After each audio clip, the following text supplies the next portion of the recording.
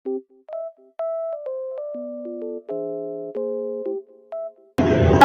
anak-anak. Waalaikumsalam warahmatullahi wabarakatuh. Ya baik, sebelum kita mulai pelajaran pada hari ini, alangkah lebih baiknya kita berdoa menurut agama yang percaya masing-masing. Bantu Abdina pimpin doanya nak. Siap berat, hormat berat, juga berat. Sebelum kita memulai pembelajaran hari ini, marilah kita berdoa menurut agama yang terjadi. Nanti berdoa mulai. Berdoa selesai. Baik, dengan absensinya ya. Desi, hadir Bu. Ardina, hadir Bu. Tia, hadir Bu. Dina, hadir Bu. Diva, hadir Bu. Yuni, hadir Bu. Hadir semua ya. Ada nama yang belum Ibu sebutkan? Tidak, Bu. Tidak, hadir semua ya. Oke. Baik, kali ini kita bakalan membahas teks puisi. Di pertemuan sebelumnya kita juga udah bahas puisi ya. Ada yang masih ingat? Kemarin kita bahas apa aja dalam puisi? Ada struktur, Ada struktur, apa lagi? pengertian, Ada pengertian puisi, kemudian unsur puisi. unsur puisi. Untuk kaidah kebahasan sudah kita pelajari? Belum ya. Berarti di pertemuan sebelumnya kita hanya belajar pengertian, Struktur dan unsurnya. Ada yang masih ingat pengertian dari teks puisi itu apa? Coba diingat, pengertian dari teks puisi. Pernah melihat orang membaca puisi? Pernah, Bu. Pernah menulis puisi? Pernah, Bu. Ya, berarti secara pemahaman Ananda, puisi ini apa? Singkat pemahamannya saja, boleh? Mengungkapkan perasaan. Mengungkapkan perasaan ya. Oke, baik. Mengungkapkan perasaan Desi yang Desi tuangkan dalam bentuk kata-kata tulisan, ditulisnya berarti ya. Kemudian ada lagi, boleh? Ada lagi nak? Karya sastra. Karya sastra, ya. Selain puisi, karya sastra yang lain yang kamu ketahui apa aja? Novel banyak ya, itu karya sastra.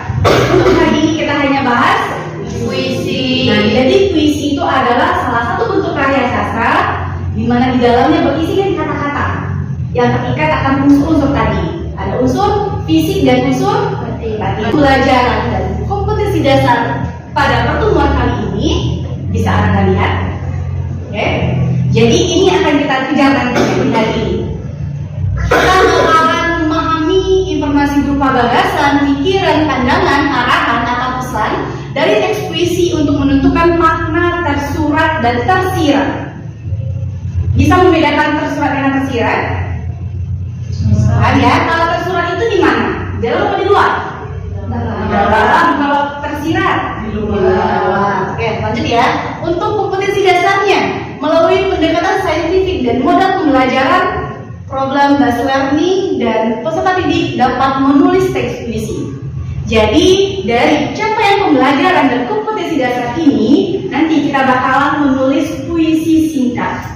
Ya, ingat ya, di hari ini kita bakalan menulis puisi singkat. Jadi nanti Ibu minta Ananda untuk buat puisi singkat saja, satu lagu saja. Pertemuan sebelumnya kita juga udah bahas unsur batin ya. Jadi hari ini kita hanya memperkuat pemahaman kita saja terkait unsur batin ini apa. Ada yang masih ingat unsur batin yang pertama itu apa? Tema. Kalau di luar dari puisi, gambaran pemahaman Ananda, tema itu apa? Apa itu tema? Berkaitan dengan apa dia tema? Judul, boleh apa lagi? Apakah tema dapat dikatakan sebagai gagasan pokok permasalahan? Bisa. Kalau kita balik kepada puisi, apakah bisa itu kita sebut gagasan pokok atau pokok permasalahan yang akan kita bahas? Contoh, kalau anak ibu sekarang lagi trennya apa ya? Untuk fashion mungkin yang perempuan. Nah, seandainya ibu minta Ananda membuat puisi tema fashion, apakah bisa Anda tuangkan nantinya ke dalam puisi? Bisa atau tidak? Bisa. Karena kan temanya udah ada. Jadi tema ini dapat Ananda kembangkan nantinya. Kembangkan, Ananda pilah-pilah kata-kata akan digunakan. Itu dia tema. Tema itu dapat dikatakan sebagai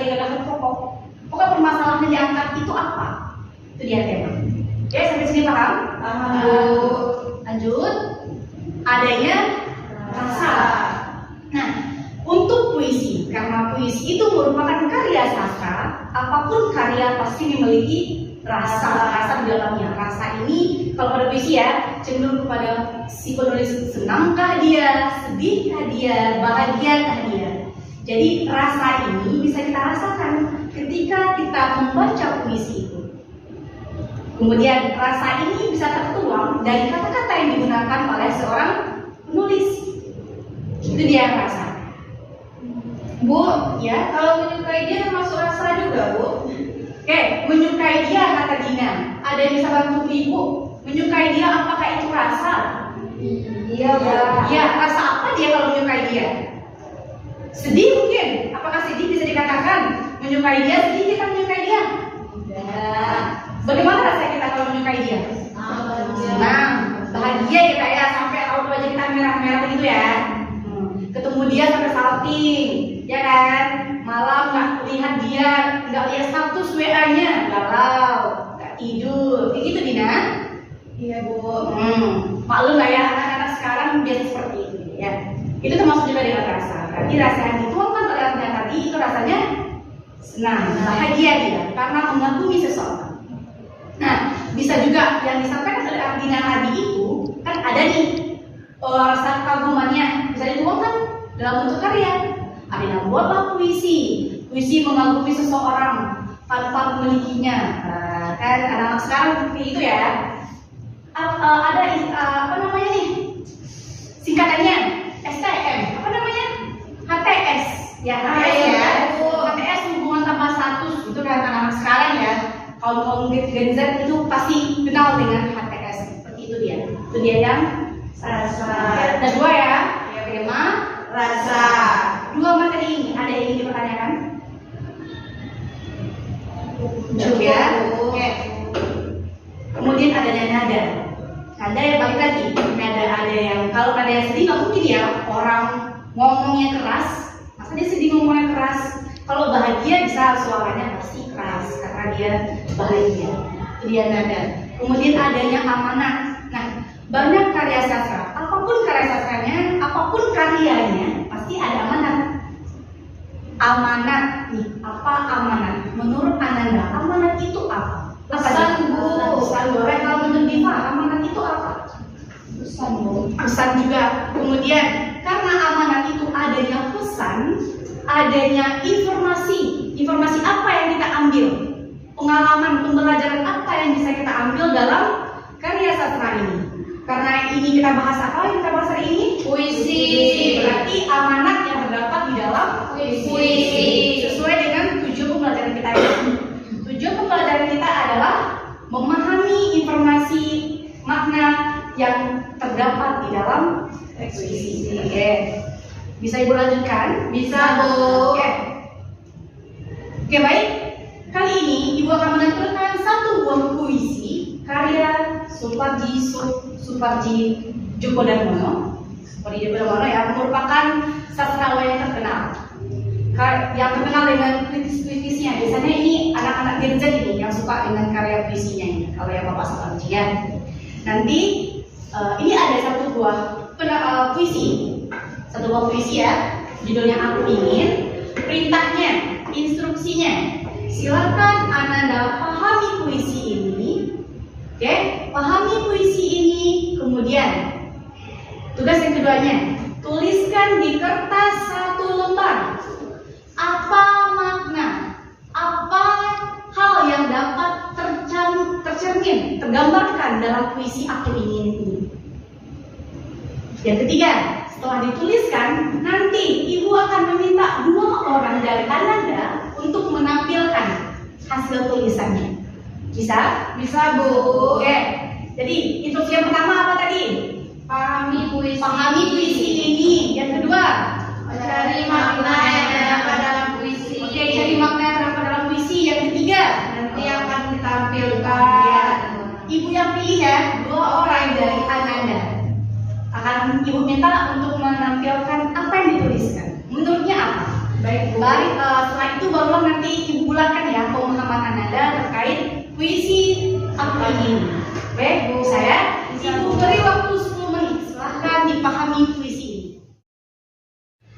Oke, sudah? Sudah, Bu. Oke. Maunya ibu yang pilih atau Ananda yang ajukan tangan? Ibu yang pilih atau Ananda yang ajukan tangan? Mau yang mana? Ibu juga boleh, Bu. Oke. Sebelum ibu pilih, dari anak-anak ibu semua, ada tidak yang mau duluan menampilkan apa makna yang tergambar dalam puisi ini? Saya mau, Bu. Boleh Arsina, boleh ke depan nak? Ke depan Bu, boleh.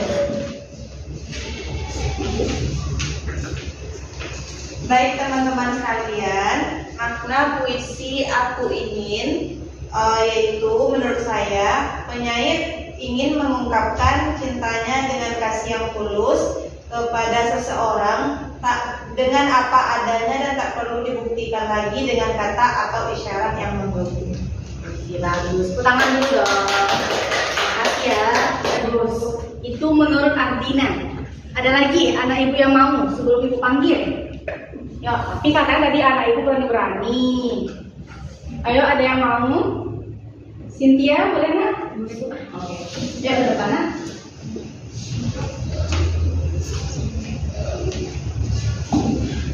Baik, adapun makna dari puisi tersebut yaitu maksudnya keinginan untuk mencintai dengan cara yang tidak terucapkan tetapi bisa dirasakan. Jadi itu ada rasa perasaan cinta yang sederhana dan tulus gitu kepada kekasihnya tanpa mengharapkan imbalan gitu. Oke, baik. Tepuk tangan. Bagus-bagus semua ya. Anak ibu berani, mau menuangkan gagasannya, berani tampil ke depan, pintar-pintar juga ya. Benar semua. Yang disampaikan oleh anak-anak ibu itu benar. Pemahaman Anda benar. Karena dalam puisi Aku Ingin ini kan ada dituliskan ya di baris pertama, aku ingin mencintaimu dengan sederhana. Aku ingin, berarti si penulis ingin mencintai dia dengan sederhananya. Untuk yang kedua, baris keduanya, dengan kata yang tak sempat diucapkan, kayu kepada api yang menjadikannya abu. Berarti si penulis dia ingin sekali. Ini potongan ya, hanya potongan puisi Aku Ingin ini. Ingin dia mengungkapkan perasaannya. Dia nggak ingin orang lain memiliki si orang yang disukai ini. Dia sangat-sangat mencintai ini. Sangat-sangat mencintai seorang yang dikaguminya. Itu dia. Karena kan ada kata-kata ini, dengan kata yang tak sempat diucapkan, kayu kepada api. Benar, kayu bisa berkata kepada api? Tidak. Kenapa nggak bisa kayu ngomong sama api? Sama kayak benda mati. Oke, benda mati. Terlihat juga ya, bahwasanya di dalam puisi kata yang digunakan itu banyak mengandung kata makna tersirat atau bahasanya bahasa kiasan banyak pada puisi. Lanjut. Aku ingin mencintaimu dengan sederhana, dengan isyarat yang tak sempat disampaikan awan kepada hujan. Balik lagi, awan kepada hujan. Awan bisa ngomong? Tidak. Hujan bisa jawab? Tidak. Urutin lagi ya, bahwasannya dalam puisi itu terdapat makna kiasan. Bahasanya itu bahasa kiasan ya yang digunakan. Apa gunanya Bu?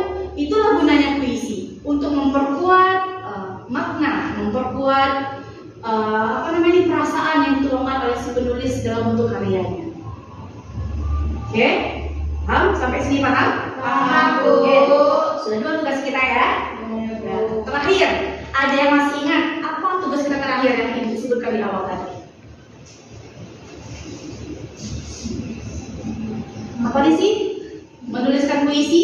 Benar sekali Desi, menuliskan puisi. Nah, kali ini Ibu kasih Ananda waktu 5 menit. Silakan buat puisi cukup 4 baris saja. 1 bait.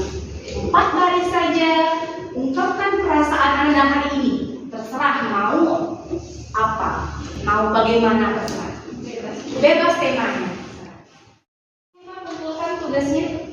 Bantu Ibu kumpulkan tugasnya nak.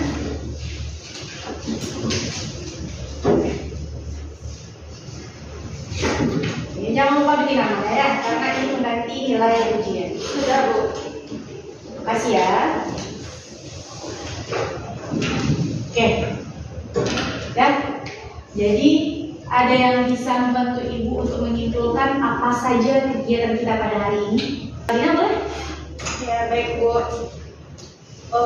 Puisi adalah suatu karya sastra yang dituangkan dalam bentuk kata. Nah, dalam puisi juga ada tema, ada rasa.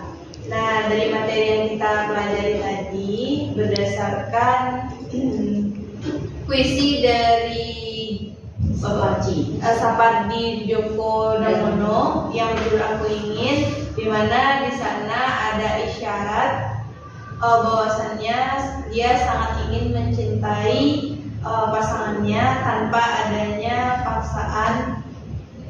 Itu saja, Bu. Oke, terima kasih. Makasih ya. Terus sekali lagi, Dina.